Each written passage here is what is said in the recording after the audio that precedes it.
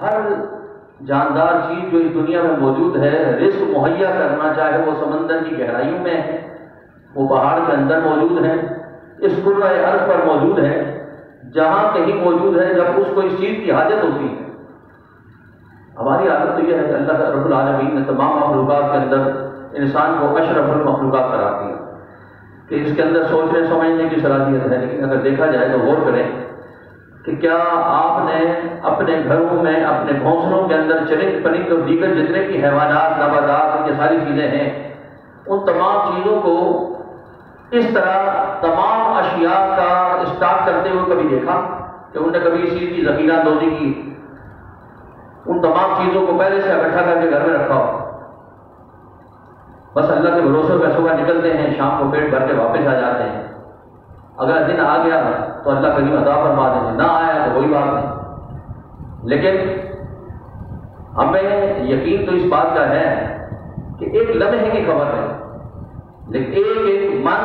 یا 10 من آٹا خرید کے گھر میں رکھتے ہیں، جو ہمارے مر جانے کے بعد 2 مہینے تک بھی ختم ہونے کا نام نہیں لیتا۔ گویا یہ سب کچھ گھر میں اکٹھا کر کے یہ اس بات کی غمازی کرتا ہے کہ ہم اپنے رب کی ذات میں اپنے اعتماد کر رہے ہیں، بھروسہ نہیں ہے۔ باتیں ہیں کہ اللہ پہ توکل کرتے ہیں، اللہ پہ بھروسہ ہے تو پھر روزمرہ چیز کو روزانہ کی بنیاد پر خریدا ہے نا۔ اور آپ یقین کریں روزمرہ کی اشیاء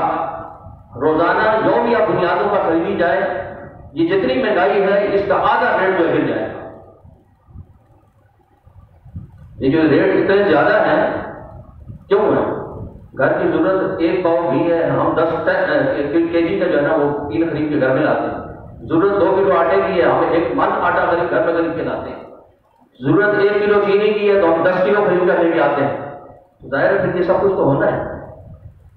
لیکن اگر یومیہ بنیادوں پر بھروسہ کیا جائے، اعتماد کیا جائے اور اس طریقے سے خریداری کی جائے، اور آپ بھی ایسا نہیں کہ ایسے لوگ موجود رہیں، بہت بڑی تعداد کے اندر آپ کو ایسے گھر نظر آئیں گے کہ جو یومیہ بنیادوں پر خریداری کرتے ہیں، ایک دن کا بجٹ بناتے ہیں، وہ مہینے کا بجٹ نہیں بناتے۔ اور یقین کریں کہ ان لوگوں کے مقابلے میں جو مہینے کا بجٹ بناتے ہیں، جو یومیہ بنیادوں پر گھر کو چلاتے ہیں اور قناعت اختیار کرتے ہیں، ان کا یعنی کہیں ان لوگوں کے مقابلے میں بہتر گھر کا نظام چل رہا ہے کہ جنہوں نے اللہ کی ذات پر بھروسہ کیا اور اس طرح سے کر کے خریداری کی۔ دوستوں کہنے کا مقصد یہ ہے کہ پروردگار عالم نے وما من دابۃ فی الارض الا علی اللہ رزقها کہ اللہ نے رزق کا وعدہ کیا ہے، یہ رزق اللہ نے مہیا کرنا ہے۔ اور ہم آپ یہ سمجھتے ہیں کہ اگر ہم یہ نوکری نہیں کریں گے، یہ کام نہیں کریں گے، یہ مزدوری نہیں کریں گے، اوور ٹائم نہیں لگے گا، ڈبل ڈیوٹیاں نہیں کریں گے، ہمارا گھر کا نظام نہیں چلے گا۔ حالانکہ اس کا تعلق اس چیز کے ساتھ نہیں۔ ٹھیک ہے محنت کرنا یہ بہت اچھی بات ہے کہ انسان، لیکن اگر ایسی ڈیوٹی، ایسی نوکری، ایسا کاروبار، ایسا کام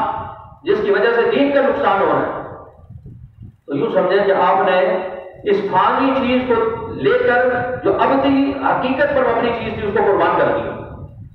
اپنی آخرت کا نقصان کر دیا۔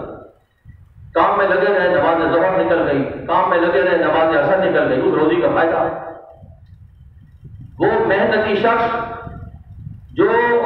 رزق حلال کے حصول کے لیے محنت کر رہا ہے، جو جس کے متعلق اللہ کے نبی نے فرمایا القاسم حبیب اللہ کہ محنت کرنے والا اللہ کا دوست ہے،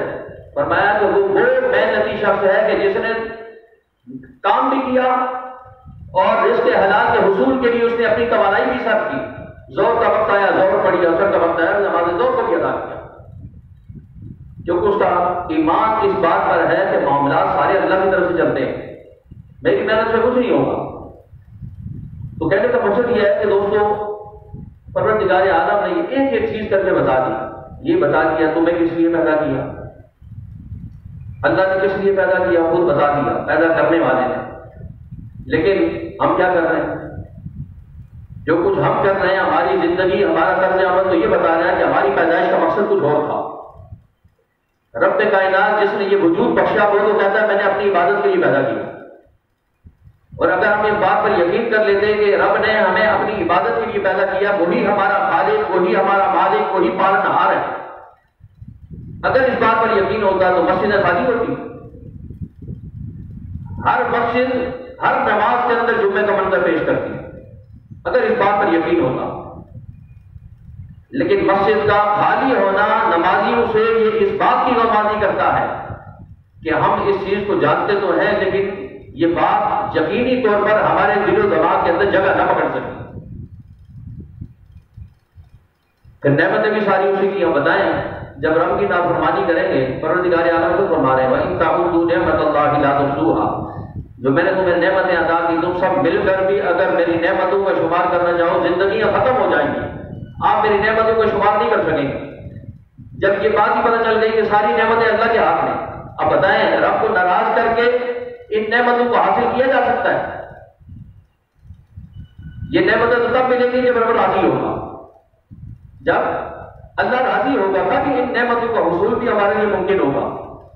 لیکن جب قدم قدم پر رب کی ناراضگی اور رب کی نافرمانی کریں گے تو پھر ان تمام نعمتوں کا حصول پھر ہمارے لیے ممکن نہیں، مشکل سے مشکل تر ہو جائے گا۔ پھر آئے دن نئے سے نئے جو مسائل ہیں وہ سر اٹھائیں گے، ہماری مشکلات بڑھتی چلی جائیں گی، کیونکہ اگر ہمارے جملہ مسائل کا حل کسی ذات کے پاس ہے تو وہ پروردگار عالم کی ذات ہے۔